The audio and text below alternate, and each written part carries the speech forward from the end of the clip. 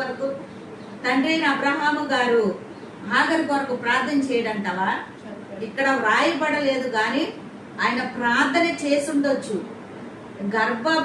మా కడుపులో ఒక మరి గర్భఫలం అనేది మాకు కలగలేదు. ఈ దాసినిచ్చిన తర్వాత గర్భఫలం అనేది మరి ఆమె ధరించింది. ఈ గర్భముతో ఉన్నటువంటి ఆగరు ఎటెళ్ళిపోయిందో, ఈ కడుపులో ఉన్నటువంటి స్వాస్యముగా అనుకుంటున్నటువంటి ఆ బిడ్డ ఏమైపోయాడో, ఏమవుతాడో, వీళ్ళిద్దరు ఏమైపోయారని చెప్పని అబ్రహాము గారు మరి ఆలోచించడంటావా? ఆలోచిస్తాడు. ప్రార్థన కూడా చేసి ఉండొచ్చు. అప్పుడు ప్రార్థన చేసినప్పుడు దేవుడు ఆలకించి ఉండొచ్చు. ఇది మనం ఆలోచించాలి, ఆలోచింప చేయాలి. దేవుడు ఊరికినే ఒకళ్ళ దగ్గరికి వెళ్ళడు, ఎవరి దగ్గరికి. ఎవరో వాళ్ళ కోసం ప్రార్థన చేస్తారు.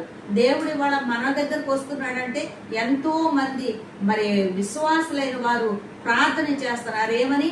నశించిపోతున్నటువంటి ఆత్మలను రక్షించు ప్రభు అని ప్రార్థన చేస్తున్నారు. కాబట్టి మనకి ఈనాటి ఇలాంటి కృప దొరుకుతుంది. ఎవరో ఒకరు ప్రార్థన చేస్తారు. ఈ రీతిలో మరి అబ్రహాం గారు ప్రార్థన చేసి ఉండొచ్చు. దేవుడు ఆమె మార్గంలోనికి వెళ్ళి ఆమెతో చాలా మాటలు మాట్లాడారు.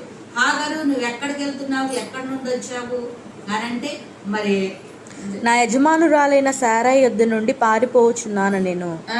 అప్పుడు యెహోవా దూత, నీ యజమానురాలి యొద్దకు తిరిగి వెళ్ళి ఆమె చేతి క్రింద అణిగి ఉండుమని దానితో చెప్పెను. హల్లెలూయా.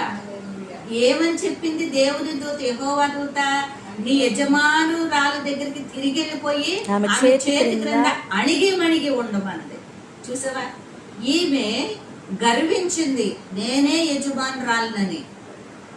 కానీ అక్కడ దేవుని దృష్టిలో ఆమె ఎన్నికైనది కాదు. శారమ్మ ఒక నిర్ణయం తీసుకుంది కాబట్టి దాన్ని ఓకే, నువ్వు తీసుకున్నావు కాబట్టి నేను అంగీకరిస్తున్నాను అన్న దృష్టిలో దేవుడు ఆమెను అంగీకరించాడే తప్ప ఆమె సంతానాన్ని అబ్రహాము సంతానముగా అంగీకరించలేదన్నమాట. మరి ఇలాంటి ఆగరుడు ఏమన్నాడంటే, నువ్వు వెళ్ళు, నీ యొక్క యజమానురాలి చేతి క్రింద అణిగి మణిగి ఉండు. చూసేవా? అణిగి మణిగి ఉండవలసినటువంటి మనుషులు ఏం చేస్తున్నారు?